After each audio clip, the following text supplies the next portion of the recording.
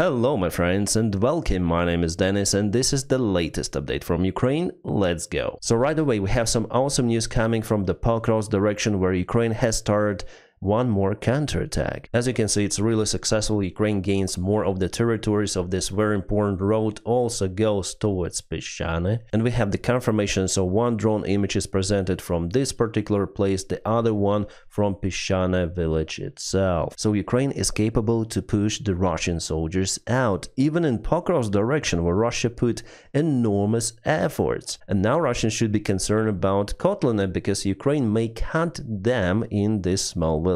The second day consecutive, and we have awesome news from the front lines. I'm happy. Like, I understand that Russia assaults in other places, but their gains are very small compared to what it was a couple of months ago. So Ukraine actually yesterday and today took so many territories that for Russia it would take maybe 1 week. And for Pokrovsk itself, it's very important because Russia is pushed out from the city. Guys, I do have some of the drone videos available, but I cannot share those here. So I'll publish them on my Telegram, and maybe I'll also record today the video for my Rumble, because there is kind of the low censorship after all, but I do not earn the funds from Rumble or Telegram. So if you want to support my job, you may join me on Patreon. The link is as always below. The Mykov Center 3 analytic also reports that Ukraine went forward in Peshane and towards Kotlin. So here Ukrainian vehicle was spotted, and here Ukrainian infantry also with the vehicle from what I saw judging on the image. Here Russians have losses, here Ukrainian vehicle was hit. According to the North reports, this area is entirely blue now. So we'll see how it goes. This night probably we're gonna receive more of the information of what is happening in Pokrovsk,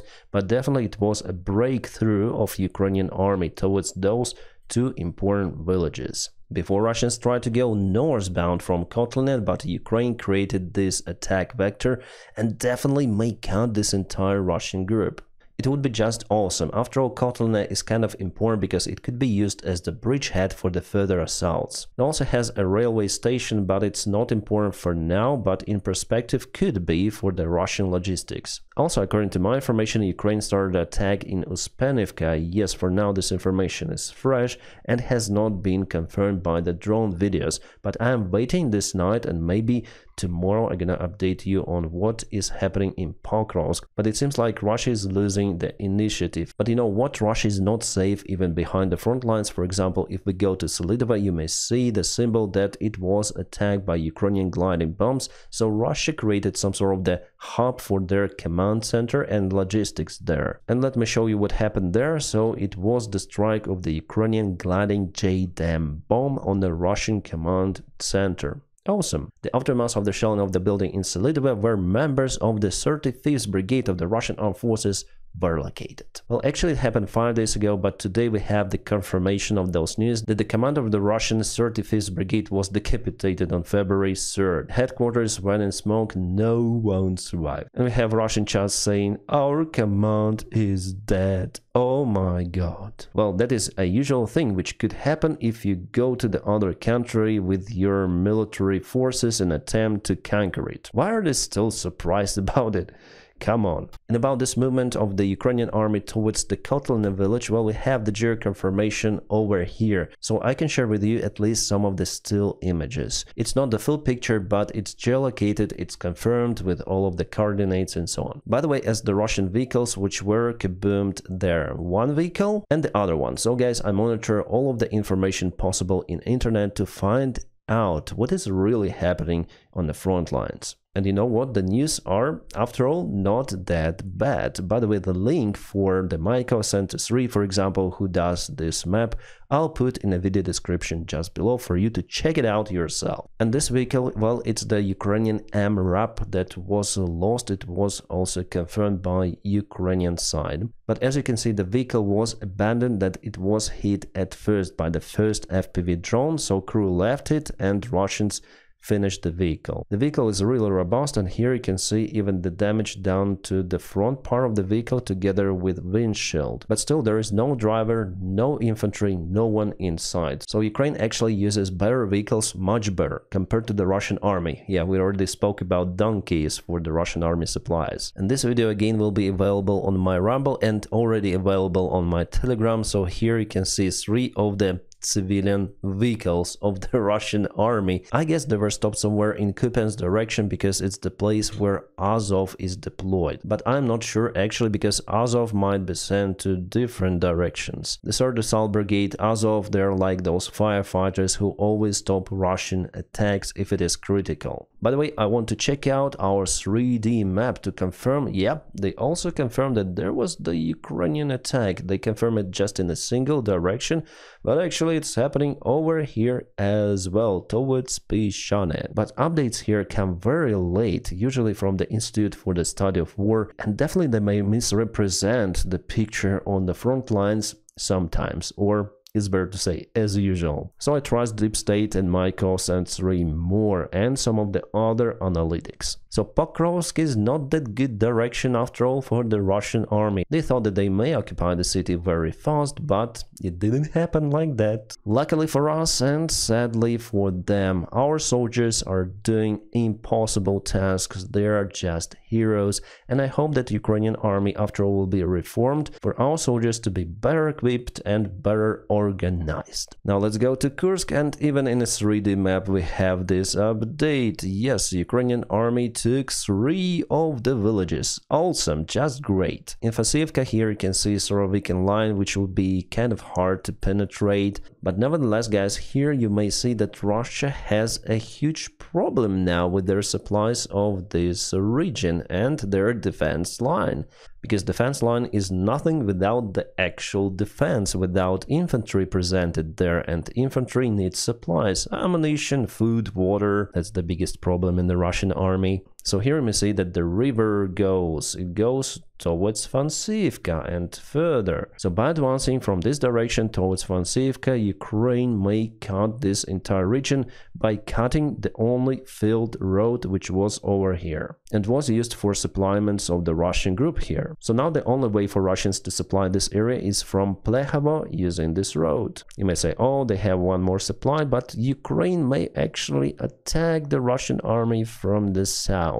I would say that with this one it would be a good solution to cut out Plehovo and this entire area because there is the river actually. But it seems like Ukraine is going to Ilanik, the other village from Fansivka over here, and Russians still resist here and here. And if Ukraine takes Ilanik under control, it may potentially also cut this supply connection through the river. Well, anyways, at this spot Ukraine has initiative. It is great. The other problem for Ukraine is to drop the forces safely through this huge wall like in a Game of Thrones. Yeah, I'm joking, it's the glitch of this 3D map. I think I already showed you before, but it's funny. It's always funny. Hope it would be in real life like that.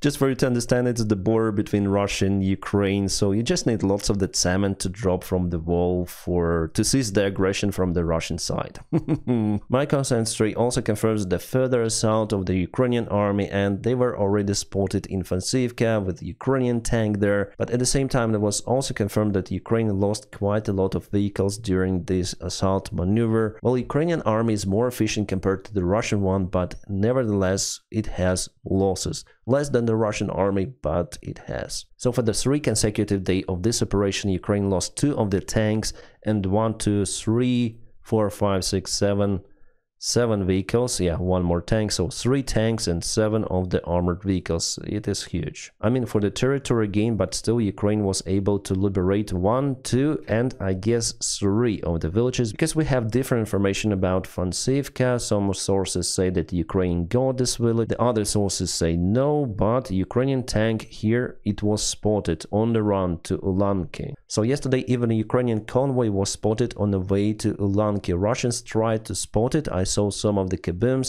but this video doesn't show the outcome. We cannot say whether the vehicles were hit. But from this one we definitely have the confirmation that the Ukrainian tank was hit by the FPV drone. We have it also from the Russian Telegram groups. Yeah, sadly, but every war brings losses. By the way, guys, tell me if you like this kind of the analysis. Then we zoom to particular spot of the map and then we see the actual confirmation images. I think it's more detailed than just to say, oh, Ukrainian army moved forward, oh, the Russian army moved forward, they take the field and the tree line.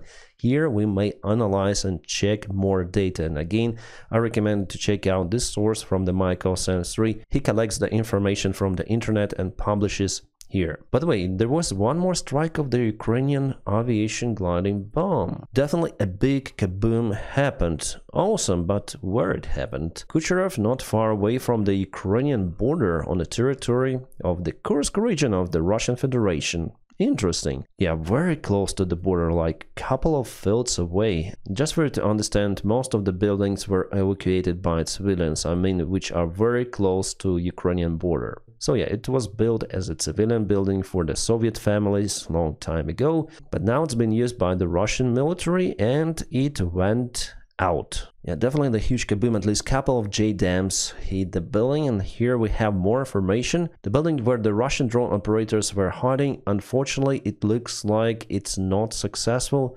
Why? Oh, because the drone operators were running. They survived this? Wow, it's crazy. It is huge, and they probably were located here. They're just damn lucky. And unfortunately, Ukraine wasted a couple of JDAMs for that. But probably they'll not go to that building any longer. Alright, we have the news that North Koreans returned back to the Kursk region. Even Zelensky confirmed that. Moreover, he said that Russia wants to get more of the mobilized or volunteered people into its army. He said something about 100,000 soldiers in a close-by perspective, but yeah, Ukraine still resists. And this video from the 47th Brigade shows that 47th Brigade has some of the cluster munition shells capable to stop the North Korean assaults. Unfortunately, guys, here are just the still images for you. This is what is happening in the Kursk region. Guys from the 47s are just awesome, and they continue to keep the ground. The tactics for North Koreans changed a little. Now they advance not on their feet but on transport, as the Russian soldiers do usually on their different vehicles. Vehicles like that one. No, I cannot show you the result. Unfortunately here. And there is lots of the friendly fire in Russia too. For example, this is the Russian UAZ Patriot vehicle, which was rolled over by the Russian tank. It happened behind the front lines, and all of the Russians who stayed inside were zeroed by the tank. As usual, a Russian tank didn't stop. It left the crash site and went forward through this narrow road for more of the friendly fire, probably. So local soldiers are very angry about their fellows who were rolled over by other fellas, and they show this number and attempt to find out who is responsible for that. What can I say? Good luck with your research. Probably the most action-style video of this war. Then Russians tried to advance across the fields on the China Gulf cart. There were many of the Russians inside, and yeah, there were at least three of the Ukrainian FPV drones which finished this vehicle. What can I say? It was kind of interesting to watch. Then Russians tried to escape their own vehicle on a very high speed. I wonder how this vehicle can actually drive that fast.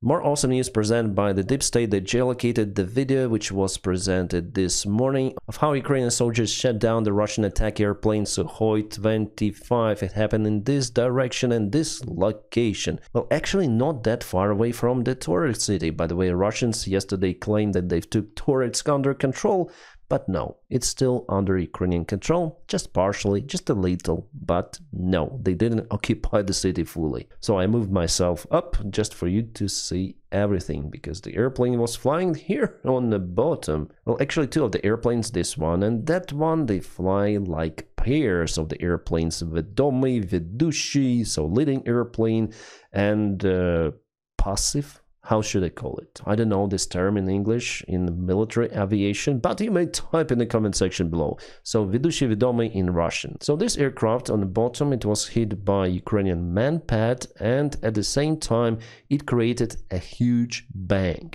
Why it was hit? Well, because there was the smoke trace. And that huge bank angle at this low altitude actually leads to the airplane to stall. Let me cut off my drawing. So the airplane was here. It tries to lower the bank angle, but no. Touch the ground, and here you go with a kaboom. But before, yes, it was hit by Manpad. What kind of Manpad? Strela or Stinger? I don't know. And later on, at the same spot, Russians landed the group of the special forces, probably to secure pilot. Probably there is the parachute. And while the helicopter was flying away, Ukraine launched the drone and it struck the helicopter. And here is one more helicopter, also in the same spot, so we don't know whether it was hit or not actually. So lots of the interference, so Russians used the electronic warfare, and those are really special forces. As Russians report, they evacuated pilot from the crash site, so he is alive. Alright, it seems like Ukraine is getting ready to launch many of the Fal-1 missiles. Well, the name of this missile in Ukrainian is Peklo, which means hell. And I guess that those missiles are already ready for the job, because Yermak, who is the manager of President's office, shared this picture. A burning Kremlin tower and this Peklo drone. And here it says they will pay back. So I guess we're gonna see those missiles in operation very soon, and by the time I'm recording this video, again there are some of the kabooms on the territory of the Russian Federation. Oh, and we have some of the news from Rostov. Right away you can see the picture of the jet engine, exactly same jet engine as you may see over here. Russians found those debris this night, so the question is whether a missile hit the target or it was shot down by the Russian air defense. Because after all, the Russian Panzer I-S is quite effective against the air targets, even the drones flying at the very low altitude. But what we know that Russians are unlike of those Panzer I-S systems. So will those drones be a game changer for Ukraine? Honestly, I don't think so. But altogether, with the other long-range drones, they might definitely change the picture in this war, especially when Ukraine strikes many of the Russian oil facilities. If Ukraine continues to do so, the crisis in Russia is imminent. It's already imminent, I would say. Again, a communication cable is damaged in the Gulf of Finland, but this time it is a Russian cable used by the Rostelecom company for Kaliningrad, Oblast of the Russian Federation. For now, there was the information that the Chinese vessel is involved in that, how you may call it, a friendly fire. And I just cannot believe that those are accidents. Based on the scale of the cables cut in the Baltic Sea, in the Gulf of Finland, no. I think that it's the operation done by China together with Russia. And here they even may cut the Russian cable just to show that no, it's not us. You see, even our cable was cut. It's the accident. One more mishap in Russia. A fully loaded tanker of the Chinese company just crashed at the shore of Sakhalin, and it is leaking with the oil. So before there were some of the crashes of the Russian tankers in the Black Sea, it was the ecological disaster for the Russian shore and also for Crimea, which is Ukraine, obviously. And here Sakhalin, one more oil tanker. By the way, Sakhalin is not that far away from Japan. China and Russia, both of those countries have recklessness in what they do. It's not because people are reckless, but it's because there is the Russian regime and Chinese CCP regime. And as we call, the fish spoils from the head. If it is a collective responsibility as it was in the Soviet Union or as it is now in China, it means no one is responsible after all. Yes, we may speak about this philosophy for a very long time, but it's not the main topic of today's video. Some political news which are touching Ukraine. Orban, again, Viktor, long time no see, but once in a month or once in a couple of weeks, we speak about you here. The bureaucrats of Brussels have destroyed Europe. Already? Why? I live in Europe and it looks like I'm not destroyed. The building is fine, everything is great. Because of Brussels, the European economy is slowly sinking.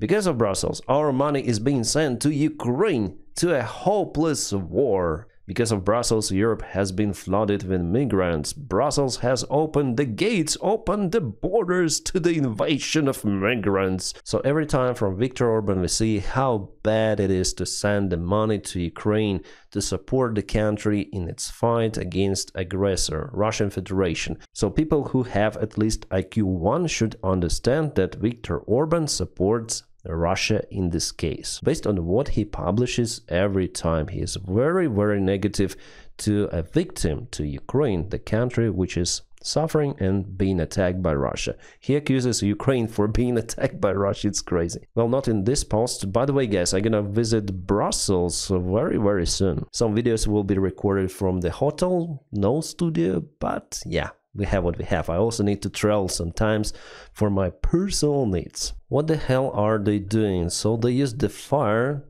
on the refueling truck somewhere in the Russian oil refinery or storage facility. A lighter or some sort of flamethrower, a small one, to open this. But something went wrong. Guys, unfortunately I cannot show you the details. But what can I say, that those Russians of the Rostov oil storage facility, they helped for Ukraine to save at least several drones. That's the story about the recklessness. My friends, I'm gonna keep you updated on the situation in Ukraine, and not only, I wish you all a peaceful sky wherever you are, and have a great time.